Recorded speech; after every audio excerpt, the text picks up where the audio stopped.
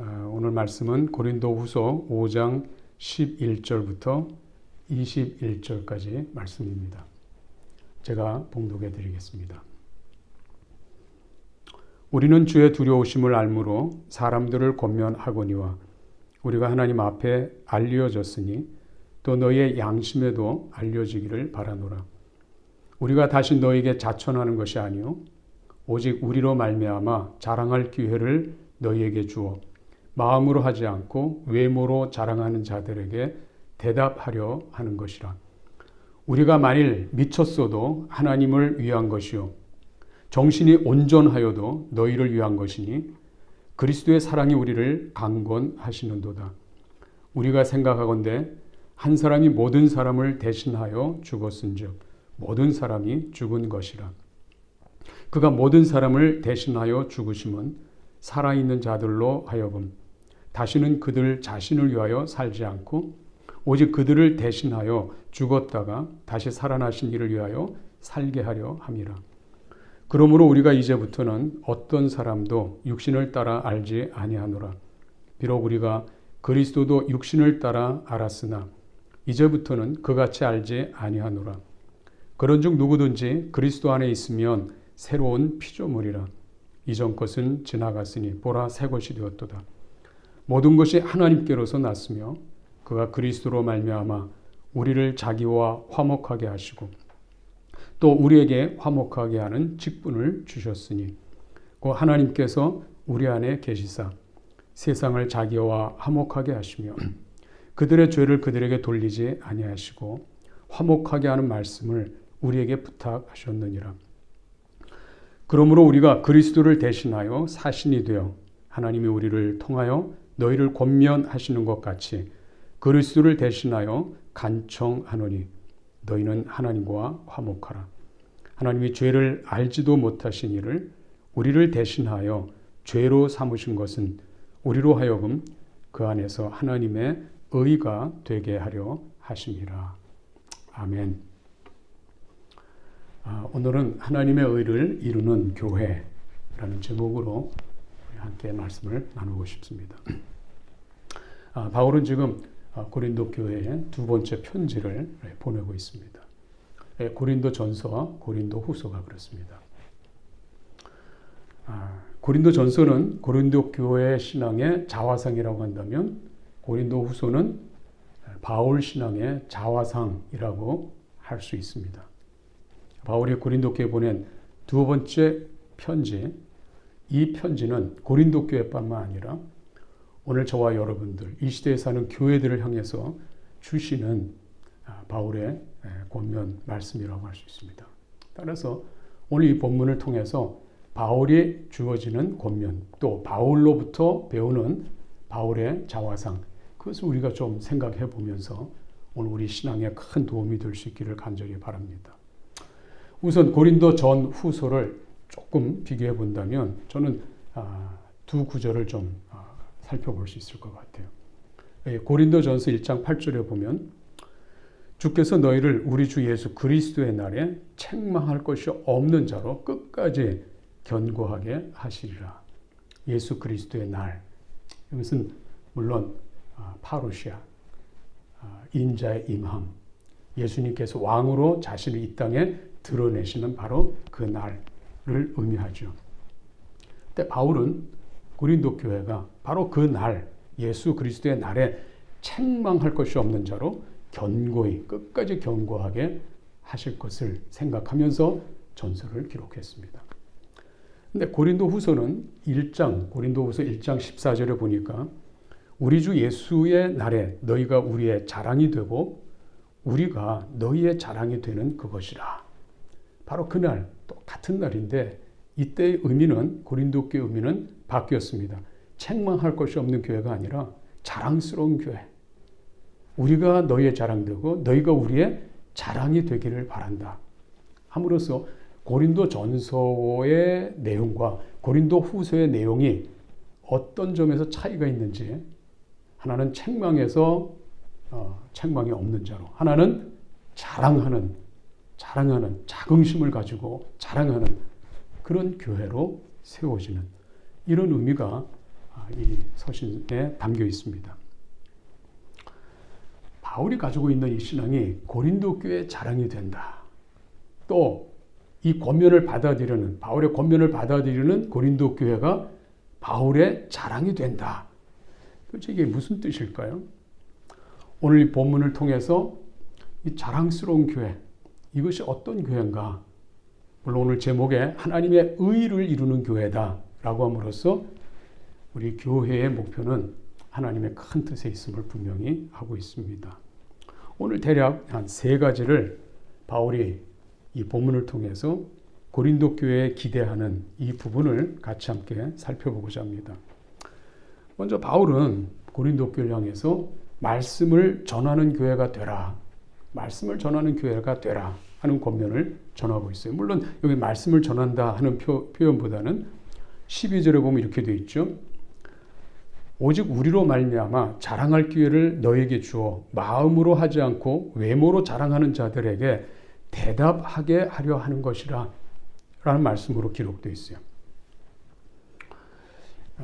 바울이 고린도 교회를 향해서 기회를 준다. 자랑할 기회를 너에게 주어서. 사실 이런 표현이 나오게 된 배경이 있죠. 고린도 후서를 처음 1장 읽게 되면 바울이 굉장히 중요한 문제를 다룹니다. 고린도 교회가 책망할 것이 없는 교회로 자라기를 권면했던 전서를 보낸 후에 이 교회가 아직도 그 기대에 못 미치는 그런 모습을 가지고 있었어요. 그래서 바울은 당장이라도 달려가서 그 교회 문제들을 일일이 얼굴 대면하면서 이야기하고 책망하고 고치고 온전하게 하려고 하는 그런 마음의 뜻이 있었습니다. 그런데 바울은 그렇게 하지 않고 본래 가려고 미리 언지를 주었던 그 약속을 변경하게 됩니다. 사실 신뢰의 문제가 생길 수도 있는 것이었죠. 바울이 언제 가겠다 했는데 난 거기 안 가고 다른 교회로 지금 내가 가고 있다 했을 때 고린도 교회 성도들이 어떻게 생각했을까요? 신뢰가 안 되는 바울.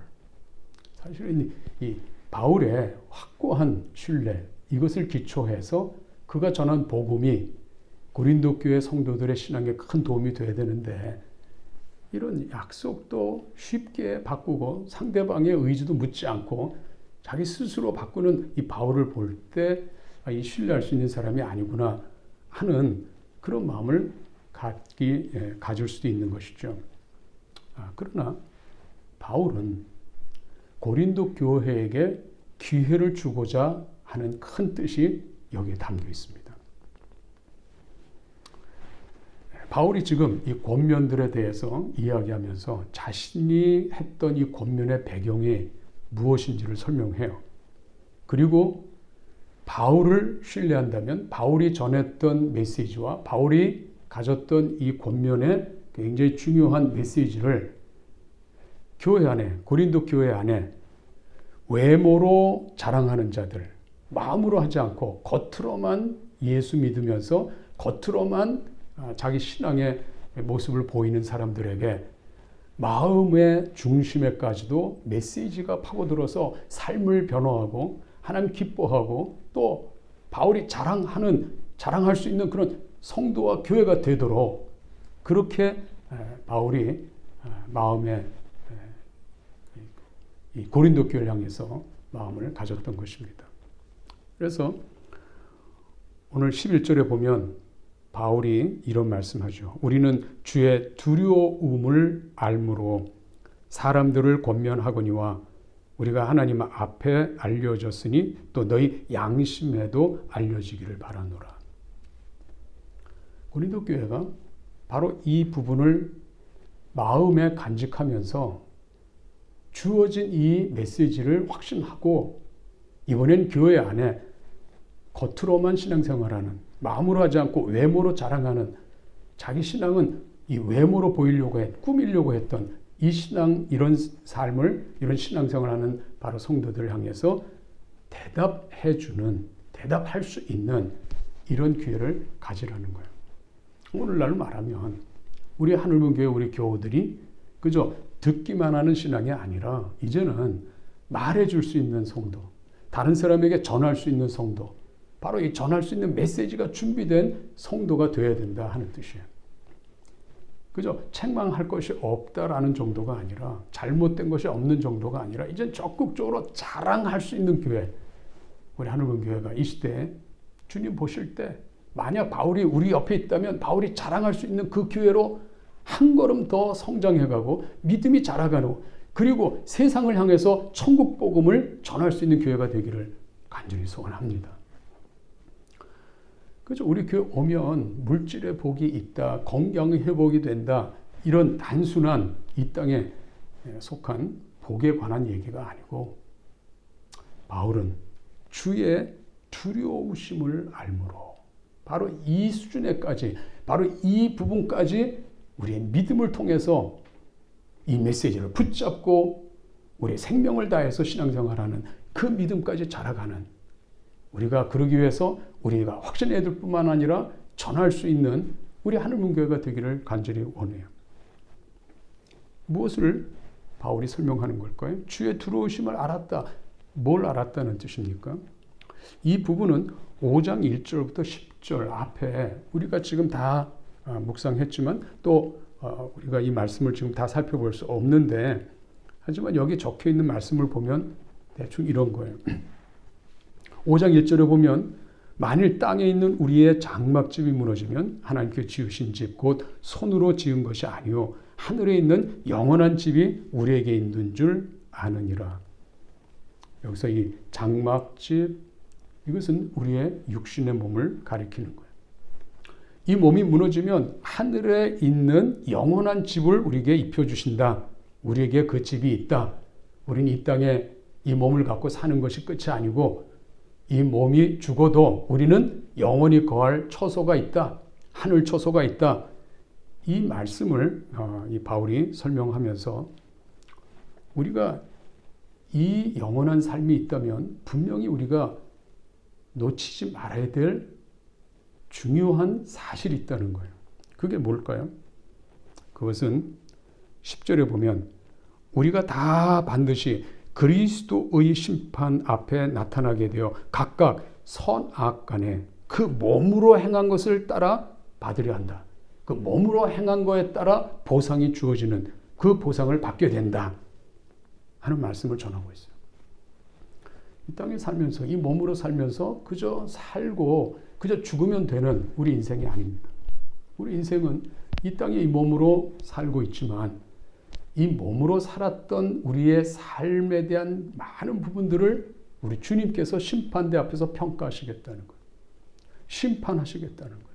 그래서 행한 대로 갚으시겠다는 거예요. 그렇다면 이 땅에 사는 동안 우리는 이 몸으로 살면서 함부로 살 수가 없죠. 10절에 무엇을 평가하느냐 하면은 이는 우리가 다 반드시 그리스도의 심판대 앞에 나타나게 되어 각각 선악간에 그 몸으로 행한 것. 선악. 사실 이것은 아담이 선악과를 먹음으로 우리 인간이 자기의 선악이 있고 하나님의 선악이 있다는 사실이 이제 창세기를 통해서 밝혀졌습니다. 하나님이 창조한 세계는 하나님의 선악, 하나님이 기뻐하시는 것, 하나님 기뻐하지 않는 이 구분만 있었는데 그 선악과를 먹지 말란 그 선악과를 아담이 먹음으로 아담 이후 모든 인류는 각각 자기 스스로 하나님처럼 선악을 결정하는 그런 인간이 됐어요. 그래서 우리가 나에게 기쁨이 되는 선을 행함으로써 하나님 앞에 인정받느냐? 그렇지 않다는 거예요. 하나님의 선악을 우리가 잘 분별하고 하나님의 선을 우리가 행해야 되는데 그것을 평가하시고 심판하시는 거예요. 그리고 이 이야기는 우리가 죽음을 통해서 우리 인생 모든 문제가 마무리되는 게 아니라 죽음을 뛰어넘어서 이 몸으로 살던 삶에 대한 이 부분들이 우리 행위가 그대로 심판대 앞에서 펼쳐진다는 겁니다. 사실 이것 때문에 바울은 이 땅에 사는 삶을 계속해서 권면하는 거예요. 모든 사람의 삶에 대해서 권면하고 그들을 가르쳤습니다. 근데 이것이 하나님께서 인정하셨어요. 11절에 보니까 우리가 하나님 앞에 알려졌으니 하나님께서 인정해 주신 바울의 이 사역. 그러나 이것을 이번에는 고린도 교회 성도들의 양심에도 알려지기를 바라노라. 양심이란 말은 분별하는 거죠. 객관적으로 이것이 옳구나 하는 판단을 하는 그 양심의 자리에서 이 바울의 사역에 이 메시지가 그대로 마음에 간직되면서 인정하면서 고린도 교회도 바로 이 말씀에 기초한 믿음의 삶을 살아 순종의 삶을 살고 이것이 얼마나 영광스러운가. 또 악을 행할 때는 하나님의 심판이 있기 때문에 그 심판의 두려움이 있다는 사실을 우리가 놓치지 않고 그 사실 앞에서 우리 인생을 어떻게 살아야 될지 이걸 한 번 더 생각해 보라는 거예요. 그래서 마음으로 신앙생활하지 않고 겉으로 신앙생활하는 것. 또 다른 말로는 영으로 하지 않고 육으로 하는 이런 신앙생활에 대해서 경계하는 그건 아니다 하는 것을 분명히 밝혀주라는 거예요. 우리는 우리 주변에 수많은 메시지를 전해야 되지만 교회 자랑도 해야 되고 또 우리 교회 많은 여러 가지 뭐 좋은 게 있다면 나누고 해야 되겠지만 핵심 메시지가 없으면 안 돼요. 우리는 우리 신앙의 핵심 메시지를 우리 마음에 간직하고 그 메시지를 전할 수 있는 확신할 뿐만 아니라 전할 수 있는 바로 그 성도들이 되어야 하나님이 인정하고 바울이 자랑스러워하는 고린도 교회가 될 뿐만 아니라 우리 주님이 우리를 자랑스러워하고 또 그 메시지를 전한 바울의 메시지, 우리도 바울을 자랑할 수 있는 이 시대에 하늘문 교회가 되어야 될 줄로 믿습니다. 그러기 위해서는 하나님 말씀 앞에 계속 우리가 정진해야 돼요. 묵상해야 돼요. 하나님을 배워야 됩니다. 예수님을 배워야 합니다. 성령님이 어떤 분인지 배워야 돼요. 이 말씀을 통해서 확신을 가진 것을 전할 수 있어야 돼요. 저는 우리 하늘문 교회가 이 말씀에 굳게 서서 그 말씀을 확신을 갖고 여러분 우리 같이 전함으로 부응하는 교회가 되기를 바라요. 그죠? 인기가 있고 사람이 좋으니까 모이고 하는 교회가 아니라 하나님의 이 메시지, 살아있는 이 메시지를 우리가 확신을 가지고 이 메시지를 통해서 건강한 교회로 또 부응하는 교회로 이 지역과 지구촌에 세워지는 하늘문 교회가 되기를 간절히 소원합니다. 주님께서 바로 이 부분을 우리에게 말씀하고 계세요. 바울이 바로 이 부분에 대해서 전하고 있는 것입니다. 두 번째로는 바울 자신이 변화된 걸 고백하면서 이렇게 얘기합니다. 그리스도의 사랑으로 변화되는 교회, 그리스도의 사랑으로 행하는 교회가 되라.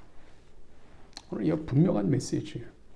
여러분 13절에 보면 우리가 만일 미쳤어도 하나님을 위한 것이요 정신이 온전하여도 너희를 위한 것이니 그리스도의 사랑이 우리를 강권하시는도다. 바울은 어떻게 보면 사람들이 이해할 수 없는 삶을 살아갔다고 볼 수 있어요. 그의 삶을 보면 어떻게 저렇게 살지 미쳤나? 라고 할 수 있어요. 또 어떻게 보면 이 교회를 위해서 온전한 정신으로 뭔가 지금 문제를 다루고 있죠. 사실은 이 고린도 교회 방문 계획을 취소한 것은 이게 미쳐서 그런 건지 아니면 온전한 정신으로 한 건지 사람마다 다 평가가 다를 텐데 만약 평가가 미쳤다 그러면 이건 하나님을 위해서 하나님의 뜻을 위해서 미친 것이고 정신이 온전하다 평가하면 그것은 바로 고린도 교회를 위해서 한 일들이죠. 우리가 사는 삶을 다 사람들이 이해하지 못합니다. 여러분이 신앙생활하는 그 신앙을 사람들이 다 헤아리지 못해요. 그러나 여러분 염려하지 마십시오. 사람이 뭐라고 평가하든 그 평가에 귀를 기울이지 말고 여러분 중심이 그분께 있으면 돼요.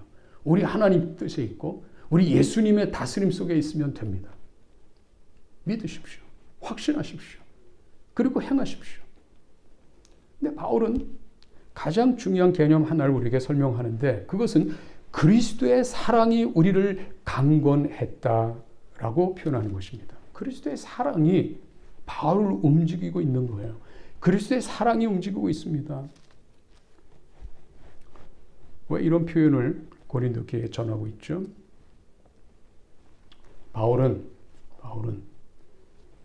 그리스도의 사랑 때문에 자기가 하고 싶은 것을 절제하고 지금 방문을 늦추면서 고린도 교회가 스스로 믿음을 갖고 복음을 전하고 주의 두려우심을 전하고 해서 하나님 앞에 인정되는 교회로, 바울이 자랑할 수 있는 교회로 자라갈 기회를 갖도록 하는 거예요. 사실은 이 편지 쓰기 전에는 당장이라도 달려가서 책망하려고 했습니다. 그리고는 주님 앞에 아마 이렇게 했을 거예요. 주님, 어떻게 이런 교회를 주님께서 세우십니까? 정말 쓰레기 같은 교회 아닙니까? 우리 고린도 전서를 읽게 되면 이 고린도 교회 얼마나 형편없는지 우리가 봐도 사실 우리도 그러면서 사실 그 편지 읽으면 고린도 교회를 우리가 비판할 수 있어요. 그들이 갖고 있는 이 모습은 우리도 별로 우리 이 신앙 개념에도 잘 합당하지 않아요. 그런데 바울은 그런 판단을 내려놓기로 했다는 겁니다. 그런 판단을 내려놓기로 했어요. 그리스도의 사랑 때문에 정죄하고 비판하고 따돌리고 그래서 방문도 안 하고 그런 게 아니라 이 교회를 위해서 하나님의 지혜를 통해 섬겨야 되겠다. 그것이 우선 바울 사도를 통해서 전해진 메시지를 자랑스럽게 전할 수 있도록 기회를 주겠다는 표현 중에 하나입니다. 그리스도의 사랑, 바울이 깨달은 그리스도의 사랑은 뭘까요? 14절 보시면 우리가 생각하건대 한 사람이 모든 사람을 대신하여 죽었은즉 모든 사람이 죽은 것이라. 그가 모든 사람을 대신하여 죽으심은 살아있는 자들로 하여금 다시는 그들 자신을 위하여 살지 않고 오직 그들을 대신하여 죽었다가 다시 살아나신 이를 위하여 살게 하려 하심이라. 여기 보면 그리스도께서 십자가에 죽으셨다는 이 표현이네요. 한 사람이 모든 사람을 대신하여 죽었은즉 한 사람 예수 그리스도께서 이 땅에 계실 때 십자가에 죽으심으로 모든 사람을 대신했다. 바울은 이 말씀을 통해서 이 고백을 통해서 바울의 잘못된 생각을 거두는 거예요. 예수님 한 분이 죽으심은 모든 사람을 위한 것이었다. 내가 판단하고 내가 걸러내는 그게 아니라 주님은 모든 사람을 위해서 했기 때문에 바로 그 십자가의 사랑은 내가 사람들을 분별하고 사람들을 갈라내고 옳은 사람인지 그런 사람인지 판단하는 바로 우리가 할 일이 아니고 모든 사람이니까 이제부터는 고린도 교회 마음에 들지 않고 자기 멋대로 신앙생활을 하고 그리고 하나님의 뜻에 거스리는 많은 일들이 아직도 문제를 해결하지 못하는 이 고린도 교회를 보면서 바울의 판단에 의해서 문제를 풀어가는 게 아니라 예수님의 십자가의 사랑을 근거로 고린도 교회를 보면서 문제를 풀어가겠다고 생각한 것이에요. 바로 그 표현이 16절에 이렇게 나옵니다. 그러므로 우리가 이제부터는 어떤 사람도 육신을 따라 알지 아니하노라. 비록 우리가 그리스도도 육신을 따라 알았으나 이제부터는 그같이 알지 아니하노라. 바울은 육신에 따라 알지 않는다. 여기서 육신에 따라라는 이 표현은 고린도 교회가 육신에 포함되어 있구나, 육체에 속해 있구나 하는 판단을 하겠다는 뜻이 아니고 바울 자신입니다. 바울 자신이 나는 그리스도의 사랑을 갖고 있고 그 사랑을 통해서 강건에 의해서 내가 삶을 살 뿐만 아니라 사역하는 사도이기 때문에 육신에 따른 판단을 내가 하지 않겠다는 거예요. 육신에 따라 고린도 교회를 판단하지 않겠다. 사실 우리는 이 부분에 대해서 크게 지금 어려운 상황에 있어요. 왜? 우리는 사람들을 제법 많이 비판하거든요. 사람 됨됨이, 사람의 어떤 모습 이걸 보면서 우리가 편안하게 사랑 가운데 얘기하는 게 아니라 잘잘못 일일이 다 우리가 지금 얘기하고 있고 누가 어떻게 돼 있는지 다 밝혀서 옳고 그름이 뭔지를 끝까지 물으려고 하는 그런 마음이 우리 안에 있죠. 옳고 그름을 따지는 동안은요, 우리 마음 가운데 사랑의 마음, 사랑의 흔적들을 발견할 수가 없습니다. 그런데 바울은 고린도 교회를 보면서 육신대로 판단하지 않고, 다시 말하면 바울의 기준대로, 바울의 마음에 드는 이 부분에 대해서 원하는 기준에 의해서 판단하지 않고 예수님의 십자가의 사랑, 그리스도의 사랑, 이것을 통해서 상대방을 분별해 보겠다는 겁니다. 바울은 고린도 교회가 마음에 안 들지만 그는 육신의 생각이에요. 주님께서는 바로 그런 죄인된, 그런 부족한 고린도 교회에 대해서 여전히 뜻을 갖고 계십니다. 사랑을 쏟아붓고 있습니다. 주님의 사랑으로 보면 이 고린도 교회는 지금 부족해도 이 교회가 그리스도의 그 놀라운 사랑이 그 교회를 새롭게 해서 주님께서 죽으신 목적을 이루는 데까지 끝까지 우리 주님은 경주해 가실 거라는 거예요. 다만 바울이 만약 그것을 깨닫지 못하고 바울 생각, 바울의 판단에 의했다면 고린도 교회는 아마 교제를 끊었을 거예요. 왜? 자격 미달이니까요. 방문해서 그렇게 양육하고 설교했는데 또 보니까 아직도 문제가 계속 이어지고 있고, 지금 이 고린도 후서를 쓰면서도 아직 문제가 해결되지 않아서 앞에 12절에 있는 것대로 마음으로 하지 않고 외모로 하는 자들, 외모로 자랑하는 자들, 그들이 아직 고린도 교회에 있는 것을 보면서 이제 희망이 없구나, 그렇게 생각할 수도 있는데 오늘 바울은 자기 스스로 깨닫습니다. 그리스도의 사랑이 나를 강권함으로, 그리스도의 사랑을 강권, 내가 내 육신의 생각대로 판단하지 않고 주님의 십자가의 사랑, 바로 그 뜻을 놓고 그 사랑으로 고린도 교회 너희를 지금 내가 바라본다. 이것은 오늘 우리에게 너무 큰 교훈을 줍니다. 저는 하늘문교회 우리 성도들 사이에 육신에 따라 판단하는 우리가 아니라 그리스도의 십자가의 사랑을 통해서 그 사랑이 어디까지 지금 우리 한 분 한 분의 부족함에도 불구하고, 연약함에도 불구하고, 또 우리가 잘못 행하는 이런 행실이나 말 한마디 때문에 우리가 실망할 수 있는데도 불구하고 우리는 바로 그 벽을 뛰어넘어야 돼요. 우리가 그것을 뛰어넘어서 바울처럼 고린도 교회를 사랑하는 마음으로 이 편지를 쓰고 사랑으로 다가가는 것처럼 우리 한번 우리 서로 사랑해 주기를 바라요. 교인들의 이 관계가 예수님의 사랑으로 강건해서, 지금 우리가 지금 만나지 못해서 얼굴 표정 못 보는 가운데 우리가 서로 지금 또 가끔 영상으로 우리가 서로 대면하고 하고 있지만, 여러분 우리 한번 힘써 보십시다. 서로 마음을 나눠 보십시다. 사랑을 전달해 보십시다. 육신에 따른 생각은 내려놓고 우리 예수님의 십자가를 통해서 구원해낸 그 사랑, 그 사랑으로 우리도 한번 서로를 바라보고 서로 축복해 보십시다. 로마서 우리 15장에 보면 이런 말씀이 있습니다. 로마서 15장을 잠깐 좀 제가 살펴드립니다. 로마서 14장을 보겠습니다. 로마서 14장 1절입니다. 믿음이 연약한 자를 너희가 받되 그의 의견을 비판하지 말라. 어떤 사람은 모든 것을 먹을 만한 믿음이 있고 믿음이 연약한 자는 채소만 먹느니라. 먹는 자는 먹지 않는 자를 업신여기지 말고 먹지 않는 자는 먹는 자를 비판하지 말라. 이는 하나님이 그를 받으셨습니다. 남의 하인을 비판하는 너는 누구냐? 그가 서 있는 것이나 넘어지는 것이 자기 주인에게 있음에 그가 세움을 받으리니 이는 그를 세우시는 권능이 주께 있음이라. 물론 이 부분은 한 로마 교회 안에 서로 성도 간의 관계를 설명하면서 믿음이 있는 자와 믿음이 연약한 자의 관계를 다루고 있습니다.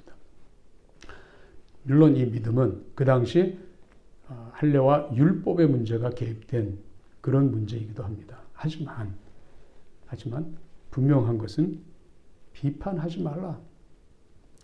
남의 하인을 비판하는 너는 누구냐?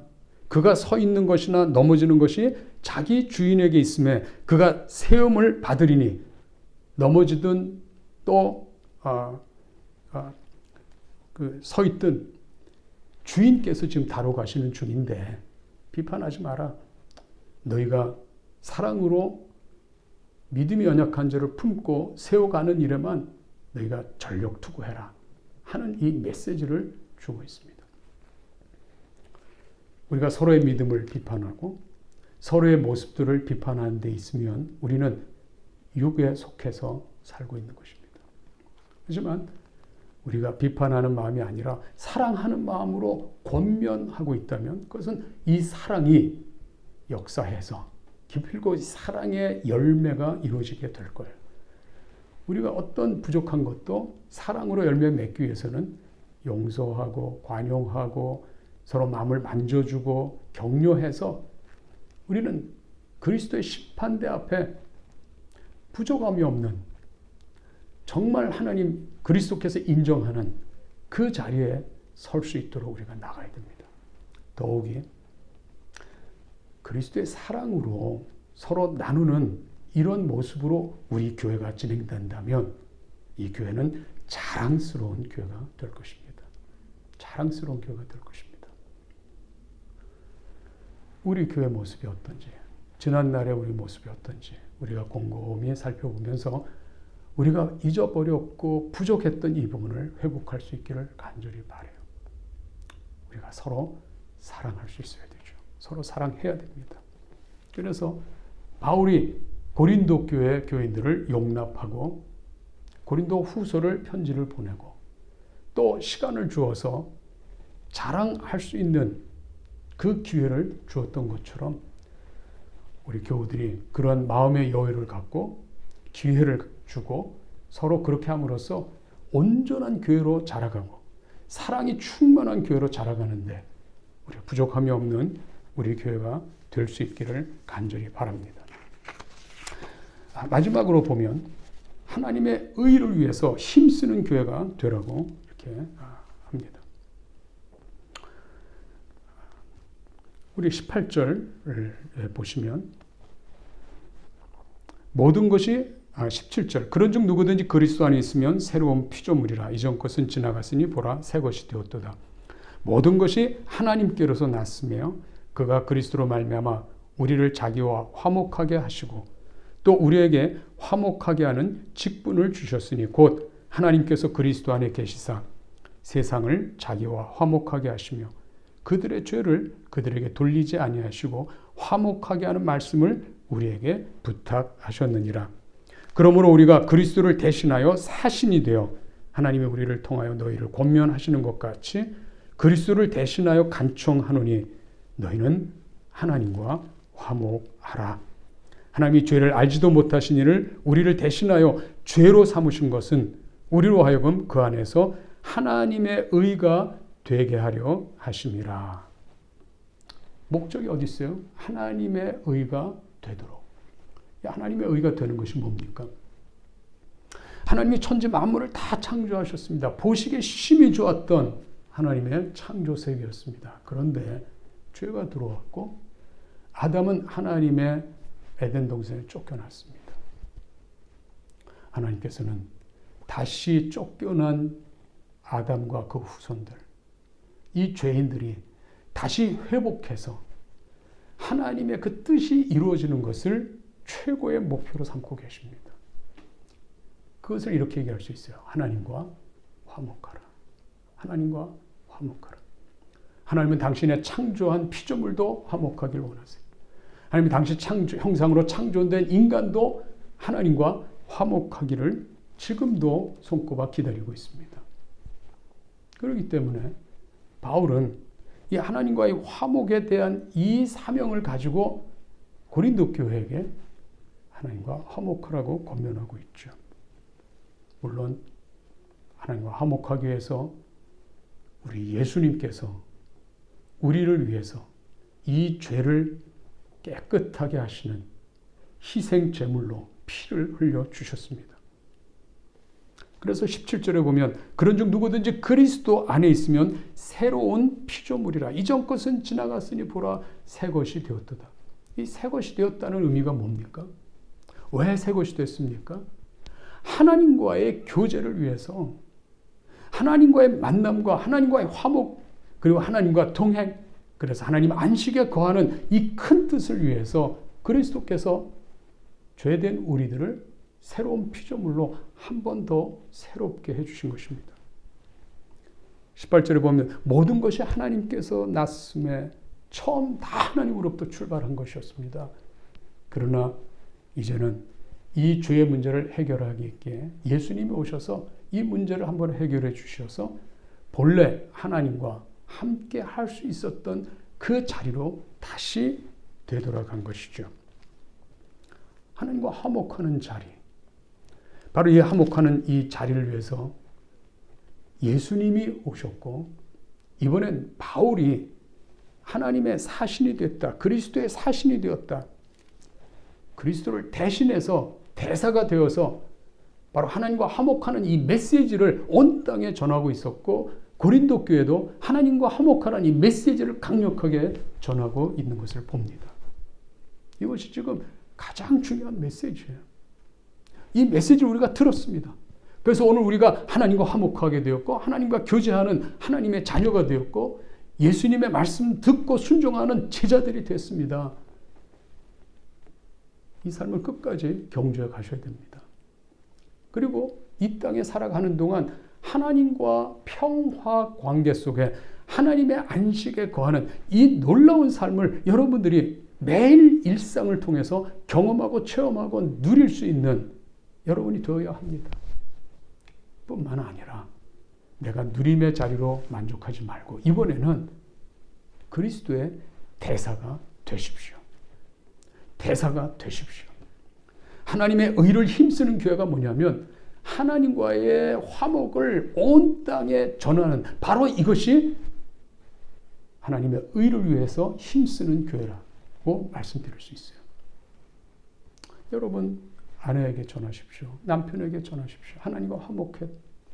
우리 자녀들에게 하나님과 화목하라고 이 메시지를 전해 주십시오. 우리는 하나님과의 화목을 별 생각 없이 세상과 화목하고 재물과 화목하고 명예와 화목하고, 우리는 우리가 친해지고 싶고 익숙해지고 싶은 것이 너무나 이 땅에 많습니다. 그러나 무엇보다도 이 땅에 하나님 창조한 세계 속에서 하나님과 화목해야 된다는 이 사실을 잊지 않기를 간절히 바랍니다. 저와 여러분들을 이 지역 하나님 보내셔서 자그마한 교회로 우리를 세워주셨습니다.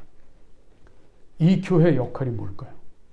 이 교회의 역할이 우리들만의 교회, 우리들만 화목하는 교회, 이제는 아닙니다. 이제 여러분들이 하나님 나라를 배웠고 예수님이 통치하시는 이 사실을 여러분들은 체험하고 있고, 그렇다면 이제 그 통치를 받아 순종하며 하나님과 화목하는 바로 그 삶을 우리가 누릴 뿐만 아니라 전하는 교회가 될 수 있기를 주님의 이름으로 축원합니다. 전합시다. 이 가을에 대면하기 어려운 이 순간이지만 기도하십시다. 한 영혼을 위해서 우리가 이 메시지를 전할 수 있는 기회를 달라고 기도하십시다. 복음을 전할 수 있는 기회를 위해서 기도하십시다. 천국 복음을 설명할 수 있고 가르칠 수 있는 기회를 달라고 기도하십시다. 그래서 기도로 준비하시고 성경을 통해서 준비하시고 여러분 마음에 무슨 말을 해야 될지 여러분 염려하지 말고 성령께서 여러분이 생각하고 여러분이 하고 싶은 이야기에 성령의 역사가 있어서 하나님과 화목하는 놀라운 열매들이 풍성해지는 이 가을이 될 수 있기를 간절히 바랍니다. 우리 하늘문교회 정말 고린도 교회가 받았던 말씀, 그 말씀을 그대로 받아들임으로 오늘 바울이 볼 때 자랑스러운 교회가 되고 예수님이 볼 때 자랑스러운 교회가 되고 하나님 보실 때 자랑스러운 교회가 될 수 있기를 바라면서 여러분은 바울을 통해서 전해준 이 귀한 메시지가 자랑이 될 수 있는 자긍심을 갖고 확신을 갖고 이 삶을 끝까지 살아가려고 하는 놀라운 결단이 오늘 여러분 마음 가운데 확실하게 심어지는 귀한 복된 이 시간이 되기를 주님의 이름으로 축원합니다. 하나님의 의를 이루어가는 교회, 우리 하늘문 교회 그 교회가 되도록 저와 여러분 마음을 다해서 함께 기도하며 또 이번 한 주 동안 승리하는 한 주간이 될 수 있기를 간절히 소원합니다. 기도하겠습니다.